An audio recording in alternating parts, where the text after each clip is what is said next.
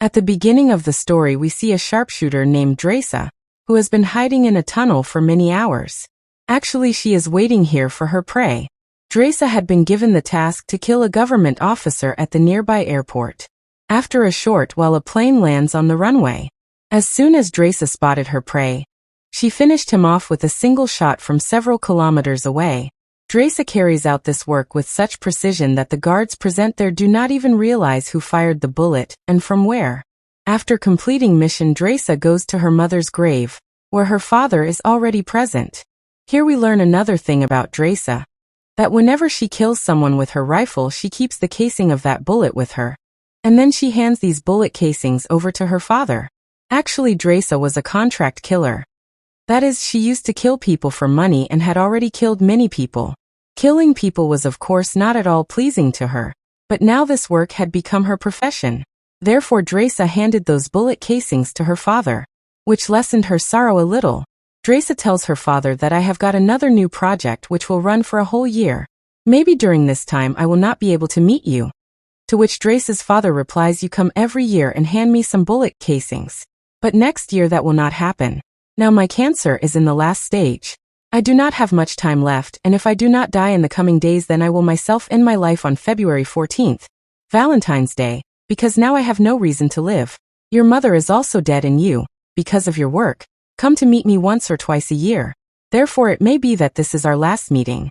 Hearing this, Drasa's eyes fill up. Now the scene shifts here, and we see the second lead character of this story, Levi. Levi's life was not going well at all. He often had terrible dreams and sleep had gone far away from his eyes. One night when his eyes open from a bad dream, Levi comes out of his house and goes to the seashore. Here he feels a little better and begins to write something in his diary. Then Levi suddenly receives a message on his phone. That message gives him an address where he is told to reach as soon as possible. Levi, without wasting time, reaches a military base, and there he meets a lady officer whose name is Barto. During the conversation we learn that Levi is not an ordinary person but an army officer. But now he is retired, and not only that, he had also been a deadly sniper. He had so far killed more than 200 people by sniping. Barto tells Levi, I want to send you on a mission because you are a very good sniper, and only you can do this. But before sending you on the mission, Barto asks Levi a very important question. If you go on this mission, is there anyone behind you who will remember you? Hearing this, Levi feels something strange. But then he answers, no, I no longer have anyone of my own in this world. Hearing this, the lady says to Levi, prepare yourself. In a few hours you will be sent on that mission, and you will have to stay there for 1 year. After that, Levi is rendered unconscious, and when his eyes open he finds himself on an aeroplane. Levi cannot understand where he is being taken, and what kind of mission has been assigned to him. So he asks a soldier present there, where am I being taken? But that soldier does not answer Levi's question. He only says, give us your ID and watch. You will get all this back when your mission is complete. A little later that soldier tells him, now it is time for you to get off the plane. In a few minutes we will be entering a no-flying zone area. We do not have permission to go further from here. He only tells him that after landing you will have to walk alone 32 kilometers to the north. Then you will reach your mission location. But one thought still runs in Levi's mind. He again asks that soldier, where exactly are we going? To this the soldier replies, I do not have permission to answer that question. There is a microphone on my uniform. If I told you about this place I could be fired or even killed. Hearing this, Levi's throat tightens. After that he is given a parachute, and as soon as the plane door opens Levi jumps and lands safely. But the real game is about to begin. To cover the 32 kilometers on foot Levi walks, and 2 days pass while walking, and after the long 2-day journey, he finally reaches that place. He sees that this is a very deserted area where not only humans but even birds are not visible. Then he meets a man named Jetty. Jetty had been on a mission here for 1 year. Now his duty is finished, so Levi will take his place. Jetty takes Levi towards a watchtower. After reaching the top of the tower, Levi still cannot understand what work he has to do here. When he asks Jetty this question, Jetty answers, there is a very deep pit here which is called God. It is a very mysterious and deep pit whose bottom no one has reached till today. Your job is very simple. You have to guard this pit. After that he tells Levi the strict rules here. He says you can call headquarters from here only once a month. No matter what happens, do not expect to connect with the outside world. This tower, which we call the West Tower, right in front of it is the East Tower. That one belongs to Russia. There also a guard is performing his duty. But no contact is allowed between you two. You must only focus on your duty. And yes, always be prepared for incoming danger because you can be attacked at any time. There are automatic guns here and lots of landmines placed below. If the automatic guns run out of bullets, keep them reloaded, because during an attack the automatic guns will be of great use to you. And one last thing, if you ever hear a loud siren here, then run away from here without thinking. Jetty says I do not know why I was told this either. But I am telling you exactly what the previous duty worker told me. Levi listens to all his words carefully. But his only question is, what is it here for which so strict security has been put in place? Then Jetty takes out a grenade and throws this grenade into that deep pit. As soon as the grenade explodes in the depths of the pit, a strange, terrifying sound resounds from there. That sound was not at all of a human. It was of something hidden in the dark. Jetty looks at Levi and says the sound you are hearing belongs to those creatures which we call Holomen. These creatures live inside this pit, and your duty here is to prevent any creature from coming out of this pit. It is said that in 1940 the U.S. Army sent 2,400 Army soldiers into this pit, so that these soldiers could eliminate all the creatures present inside the pit. But to this day not a single living soldier returned. And now Jetty, after telling Levi all the information about everything, began preparing to go home, because he had completed his 1-year duty here. Now Levi has to do duty here for 1 year. Jetty says goodbye to Levi and leaves from here. He was very happy because he would go home after 1 year. But he did not know that something was going to happen to him ahead, which is terrifying even to think about. After reaching the location, when Jetty smokes a cigarette, a helicopter comes to pick him up. That helicopter drops a rope for him, and Jetty begins to climb up into the helicopter using that rope. A soldier sitting in the helicopter first confirms Jetty's identity. When Jetty gives him all his information, that soldier in the helicopter first shoots Jetty, and then cuts his rope and lets him fall down. Now one thing was clear. Whoever comes to this place never returns from here. After this we are shown the next day's scene. Levi starts performing his duties. First he checks some reports here and reloads those automatic guns whose bullets have finished. Days pass like this and then a month. Now Levi begins to feel this place is getting boring. He thinks, is he to remain here alone for a whole year? No conversation with anyone and no entertainment. So to pass time he thinks of reading the books kept in the cupboard. When he takes books out of the cupboard, suddenly his eyes fall on the wall behind the cupboard. There are some notes written on that wall. These were the notes of all the people who had done duty in this tower before. Every note mentioned fear, loneliness, and the dangers of the Holomen. One day Levi hears a machine operating in the West Tower. Levi quickly tries to look at the East Tower from a distance with his telescope, and then he sees a girl. And that girl is none other than Drasa, who had been assigned to duty on this tower because of her excellent sniping. Drasa's beauty at once fixes Levi's gaze on her. But Levi cannot speak to her because doing so would be against the rules, and Drasa has also become aware that Levi is sitting in the West Tower. Thus days pass this way and both of them think whether we should talk to each other or not. A few days later Drasa's birthday comes. Surrounded by loneliness, Drasa feels she should talk to someone. She tries to talk to Levi. Drasa asks Levi via a whiteboard, what is your name? At this Levi remembers the rules and says that saying your name is not allowed. But Drasa smiles and tells her name, my name is Drasa. Levi, without thinking much, also tells his name. Drasa says today is my birthday, and while celebrating her birthday Drasa begins to dance. Drasa asks Levi, do you know how to dance? Levi says, no, I do not know how to dance at all. To which Drasa asks, then what can you do? Levi replies, writing on the board, I can shoot a little well. Here Drasa, to check his shooting skills, places a small bottle on her tower in front of him, and Levi, aiming at his target, breaks that bottle with a single shot. Now Drasa was not one to stay behind either. She also, showing her shooting skills, perfectly shoots a small bottle kept in Levi's tower, which lets Levi know that Drasa is not an ordinary girl but a deadly sniper. Gradually their conversation increases. Drasa and Levi begin to understand each other. But then while they are engrossed in conversation, Drasa's gaze suddenly goes down towards the pit. She sees some terrifying creatures, i.e. Holloman, climbing rapidly toward the west tower from below. She quickly alerts Levi. Look down. Some creatures are moving toward your side. As soon as Levi looks down, his eyes are shocked. Not one or two but thousands of creatures are moving up. He immediately lifts his sniper rifle and begins shooting the creatures one by one. But the number of creatures is so many that Levi cannot handle them alone. So Drasa also starts raining bullets from her machine gun.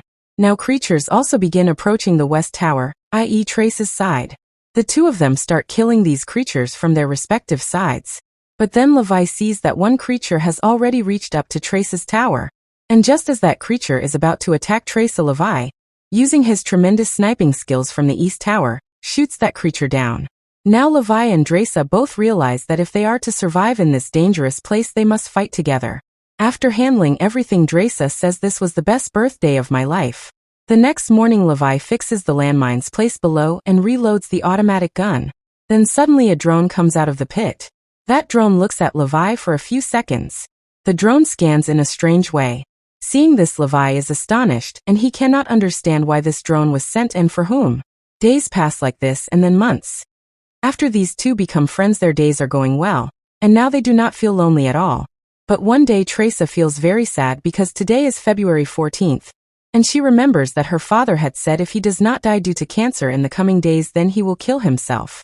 On February 14th, and here Drasa writes on the board to tell Levi, "Today I feel very lonely.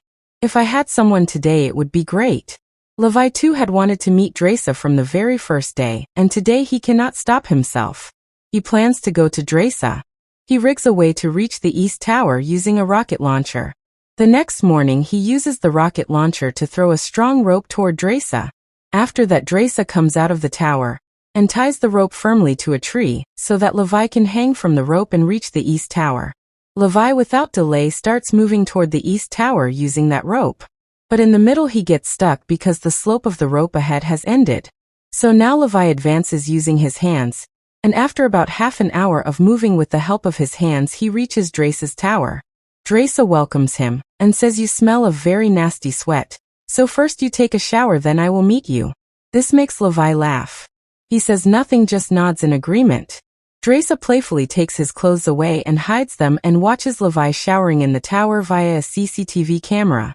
After that, Levi and Drasa sit together and talk for a long time. Drasa tells him her whole story and says, "Now I have no one in this world. Only my father remained alive. But yesterday he must have killed himself." Here Levi also tells Drasa about the terrible dreams that come at night, and about his days when he was in the US Army. Thus talking passes the night. Drasa plays some soft music. They begin to dance to the tune. During this dance they come closer and romance begins between them. After a while Levi looks at Drasa, and with a smile says, "I have written a poem for you. When we leave here I will give you that poem." The next day Levi had to return to his west tower. He says goodbye to Drasa and begins to move toward the west tower using the rope. Drasa watches him leaving. But then we see some creatures moving up toward the tower. One of those creatures hits a landmine and a loud explosion occurs. From the landmine's iron parts flying into the air, one part hits the rope, causing the rope to break, and it rapidly falls into that pit. Seeing Levi fall, Drasa without thinking picks up her parachute and also jumps into that pit. After falling into the depths of the pit, Drasa is carried away by a fast-flowing river of water. She somehow gets out of the river and reaches the shore. On the other hand, Levi's luck is good as he fell and got stuck on a large tree. After falling from such a height, he suffers many injuries, but his life is saved. As soon as his eyes open, he sees a large insect moving to attack him. He tries to save himself. But then the wood of the tree breaks and Levi falls down on the tree's roots. As he falls down, the tree roots seize him and entangle Levi. Before these roots can kill Levi, Drasa arrives there. She quickly draws a knife and starts cutting these roots. This frees Levi. After that, Levi and Drasa look around. Silence and an atmosphere of fear prevail everywhere. Then suddenly creatures emerge from behind the trees and attack them. A big fight ensues between them. Levi grabs his gun and fires the first shot straight into a creature's head. One after another they together finish both creatures. Here Levi's eyes fall on the dead body of a creature. He sees that the creature was wearing the same army uniform that once belonged to American soldiers. Seeing this, Levi's hair stands on end. Then he remembers what Jetty had told him when they said that in 1940 a large group of 2,400 soldiers was sent into this pit, and those soldiers never returned. After that, Levi and Drasa reach a strange, terrifying place. The scene here was like a bad dream. Rotten human bodies were lying everywhere, and the strangest thing was that trees and plants had grown out of these bodies that it seemed as if some deadly virus had taken this place under its control. Then suddenly there is a rustling among the trees. Levi and Drasa understand that the creatures are again chasing them. Terrified, they both run fast and enter a broken church. After closing the door, they see a strange sight. Corpses of humans are lying everywhere. Their condition looks as if they had taken their own lives to save themselves from this virus. Suddenly a large spider jumps on Drasa and many other spiders emerge. These spiders are very large in size. As soon as the spider attacks them, Levi and Drasa together kill it. On the other hand, the creatures break the church door and come inside. Levi and Drasa begin firing at them to save their lives, and somehow manage to escape out of the church.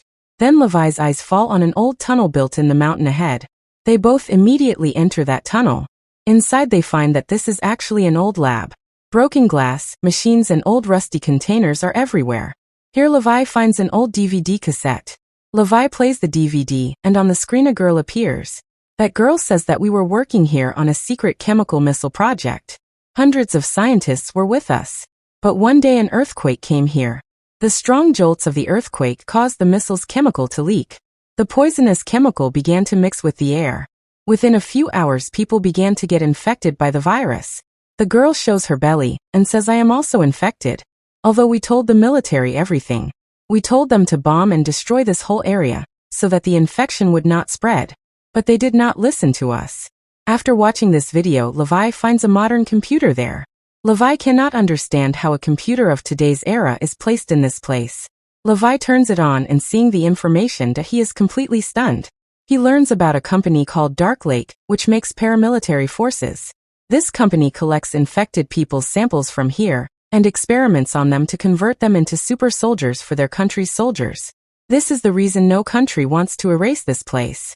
In addition, Levi also finds out that in this pit there is a very large missile whose activation, when it explodes, will wipe out everything in a radius of 4.2 kilometers. Levi and Drasa understand this whole secret. They come to know that the same Lady Bartow who had sent them here is actually the owner of this place, and she has been misusing it. And to keep this place a secret, Lady Bartow would always select such a person for duty here who had no one behind to ask about him. And after serving here for 1 year, that person would be killed.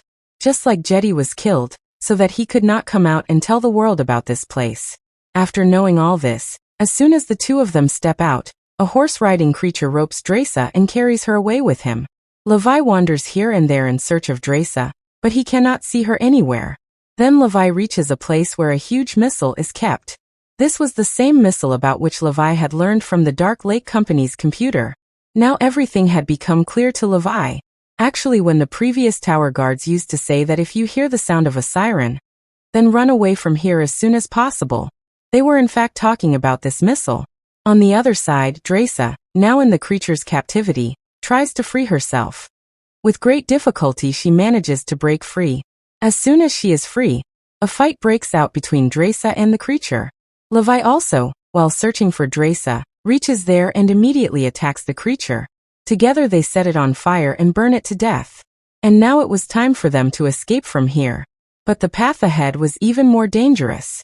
As soon as Levi and Drasa move forward, a deadly area comes in front of them where passing through was a huge challenge. Here humans and plants were completely merged together, as if it was the result of some horrific experiment. Anyway, they keep moving carefully step by step. But suddenly Drasa slips, activating the plants. The plants seize her tightly. But here Levi shows courage, rushes forward and with all his strength frees Drasa. He then uses a bomb to blow up the entire plant system there. Taking Drasa with him, Levi comes out of that place. A little ahead they find a garage where a vehicle is parked. 20 minutes and 1 second to 21 minutes and 3 seconds. They quickly sit in the vehicle and try to get out of that place. After covering some distance they see a rope going up to the watchtower. But by now the creatures had also reached there chasing them.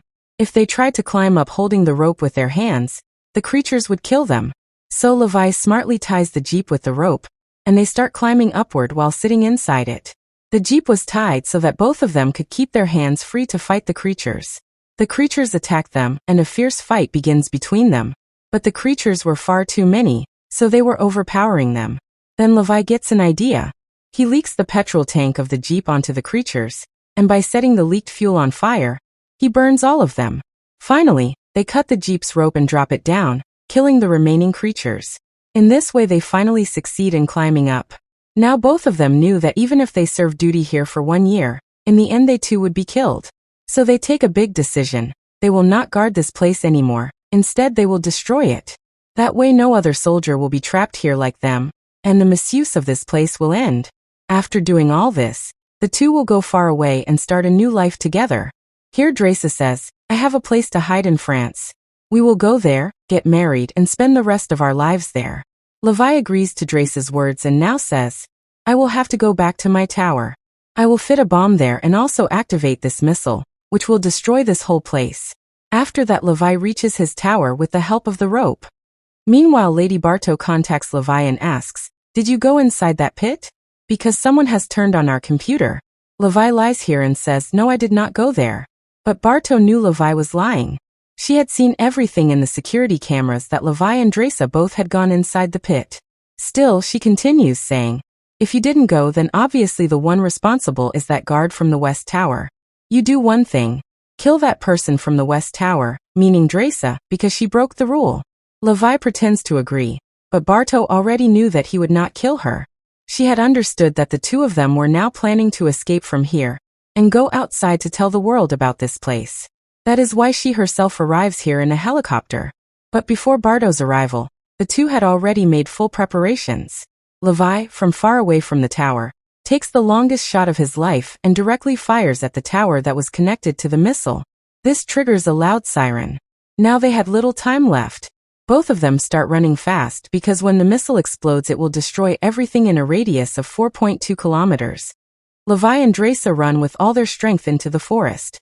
Drasa, saving her life, manages to cover enough distance. But Levi, with an injured leg, cannot run fast. On the other side, Bartow also realizes that the missile is about to blast. At that very moment the missile activates and a massive explosion occurs, destroying the entire pit. The blast is so terrifying that its flames and shockwaves spread far and wide, pulling Bartow's helicopter into its grip and killing her instantly. Drasa had managed to cross the 4.2 kilometers distance, but Levi gets caught in the explosion. The force of the blast throws him into the water. Meanwhile, all the creatures inside the pit are killed. Now only Drasa survived the explosion. She stands on a high place, waiting for Levi. She waits until night, but Levi is nowhere to be seen. She understands that Levi is no longer alive. The story then shifts a few months ahead. Drasa reads the poem written by Levi, and in every word she feels his memories. With tears in her eyes, she tries to console her heart. Now Drasa starts a new life, working as a waitress in a hotel in France. But suddenly one day Levi appears in front of Drasa. He was alive. Seeing Levi, Drasa is left stunned. Overjoyed, she runs and hugs Levi. And with this, the story comes to an end. If you liked the video, don't forget to subscribe to our channel and like the video.